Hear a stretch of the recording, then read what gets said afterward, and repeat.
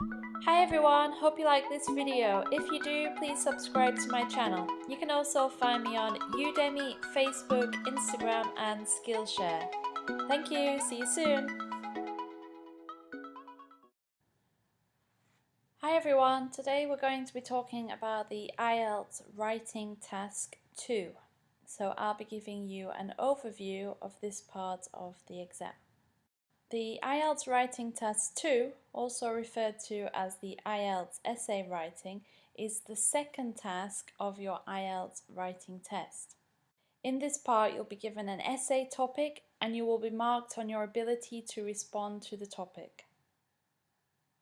You need to write at least 250 words and justify your opinion with arguments, discussion, examples, problem outlining, proposing possible solutions and supporting your position. You should spend 40 minutes writing your essay. Remember, Task 2 counts more towards your writing band score. You should only spend 20 minutes on Task 1. Okay, let's look at that in more detail. So, writing Task 1 versus writing Task 2. In Task 2, your mark counts more towards your writing band score. Task 1 counts for 1/3 of your score and Task 2 counts for 2/3 of your score. The word count is also a little bit different. Task 2 is longer. In Task 2, you need to write 250 words minimum, whereas in Task 1, you need to write 150 words minimum. As with planning your response, Task 2 questions require a lot more thought than Task 1. If you can remember, in Task 1, you are given a visual and you need to transfer that information into writing, whereas Task 2 is more of an open, abstract question with no right or wrong answer as such. Okay, so let's look at how to structure your essay. You need to be aware of the different types of essay questions there are. Okay, so the structure that you use will differ according to the type of question. So I recommend you structure your essay like this. Your first paragraph is going to be the introduction, and this will paraphrase the essay question and say what your essay will do. The second paragraph is the first paragraph of the body, and this will be an explanation or a reason with an example to back it up, also to restate the main idea or the transition. The third paragraph will follow on from that and again will be another explanation and reason with another example. So you're always giving examples to back up your reasons. And then the fourth paragraph will be again to summarize the main ideas and to paraphrase the question. Okay, let's look at that in more detail. Okay, so the introduction. You need to aim to write 3 sentences, around 60 words in total. Your first sentence should paraphrase the question or be a general statement relating to the topic using synonyms of the key words in the question. Remember, don't repeat the words that are in the question because this won't get you any marks. The second sentence, you should state your opinion or point of view on the essay question being asked. In your third sentence, you should give the essay an overview. Okay, so including a summarizing phase, like this essay will discuss the issue using examples to support arguments and demonstrate points. Okay, the second paragraph is going to be the first paragraph of the body, and here you need to state your first position. You need to always explain why. You need to give an academic example and you need to summarize the paragraph. So you're going to write about 4 sentences in total. And again, in the second paragraph of the main body, so the third paragraph of your essay. Again, you're going to state your second position. You're going to explain why you have that position and give another example and summarize that paragraph again. So again, 4 sentences here. Now, the final paragraph is going to be the conclusion. And for the conclusion, you should aim to write just 1 or 2 sentences that paraphrase what you've discussed in the essay. So try to keep this to under 45 words. Now, your first sentence should summarize the essay.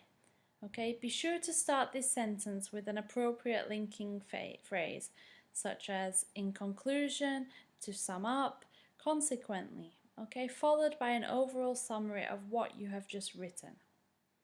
Okay, and the second sentence will be a final thought. Okay, so for example, it might sound like this: in the future, governments should consider budgeting for both. So you give your final thought on the essay. Okay, so we're going to look at the different question types that might appear in this part of the exam. Now remember, it is always an essay, but there are different types of essay questions, and you need to be aware of those different types. Okay, so the most common essay question types are as followed: agree, disagree, advantage, disadvantage, a double question, discuss both views and give your opinion, or a problem solution essay. Now, right now that sounds a little bit confusing, so let's look at that in more detail. Okay, so an agree or disagree essay question gives you a topic and asks if you agree or disagree with an idea related to that topic. For example, less and less parents these days are smacking their children. Some people think that this is leading to a generation of misbehaved children. Do you agree or disagree with this view? Now, this question is related to the topic of smacking children. The idea that not smacking is actually a bad thing. The question is asking you if you agree with that idea. So your essay will have to answer that question by giving your opinion and then explaining why with supporting ideas and examples. Okay, so that's the agree or disagree essay question. Now, an advantage or disadvantage essay style question gives you a topic and then asks you to discuss the disadvantages and the advantages.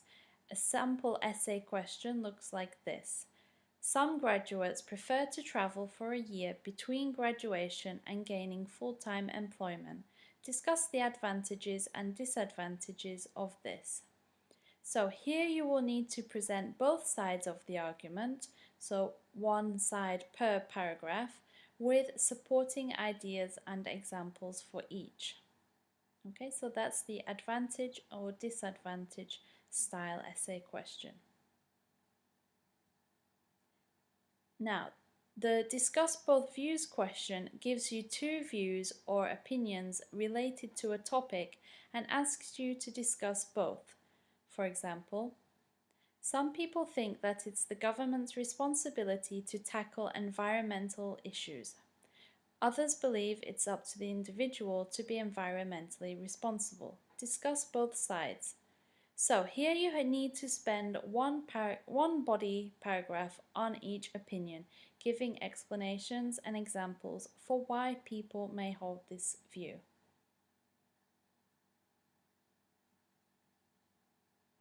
Now, discuss both view and give your opinion. So this question is very similar, but instead of just asking for you to discuss 2 views, it asks you to state which one you agree with. For example, some people think it's better to educate boys and girls in separate schools. However, others believe that boys and girls benefit more from attending the same school. Discuss both views and give your own opinion. So, in response to the essay question, you need to discuss both opinions, again, one in each paragraph, and give explanations and examples to support each other. And you also have to say which one you agree with, and you can do that within the main body paragraph. Okay, the problem solution essay question presents you with an issue which you need to discuss and then provide possible solutions for. For example, the overpopulation of urban areas has led to numerous problems. Identify one or two serious ones and suggest ways that governments can tackle these problems. Okay, so here you would need to talk about problems caused by overpopulation in the first body paragraph and suggest some governmental-led solutions in the second body paragraph. Okay, double question. In the double question essay, you are actually asked two questions and you need to make sure you answer both. For example, today more people are traveling than ever before. Why is this the case? And what are the benefits of traveling for the traveler? So here you have two questions to answer.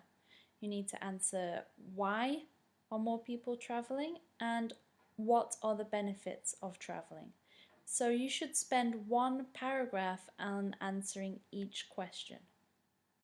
Okay, so those are the different types of essay questions that might appear in the exam. Okay, so let's look at the different IELTS writing topics. So there's a general theme usually within these topics in the IELTS.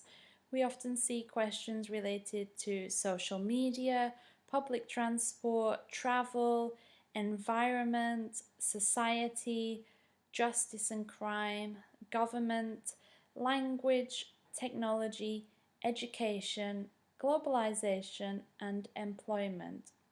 So, how can you benefit from knowing these different topics? Well, what I suggest you do is read all different kinds of articles that you can around these topics. By reading lots of different articles on these topics, you'll learn lots of vocabulary around these themes. Okay, so I suggest putting a news application onto your phone, and any chance that you have a free moment, you can read some articles around these topics, and that will really help you prepare for the exam. Okay, so that's the end of the video lesson. So don't forget to take on board all the advice that I have given you. And don't forget that in order to succeed in the writing task 2, you need to practice a lot. Okay, so try to get a native English speaker to read your writing and to give you some advice on ways that you can improve. Okay, I wish you all the best for your preparation and for the exam. If you like this video, don't forget to subscribe to my channel and you'll be the first to hear about my new videos. Bye!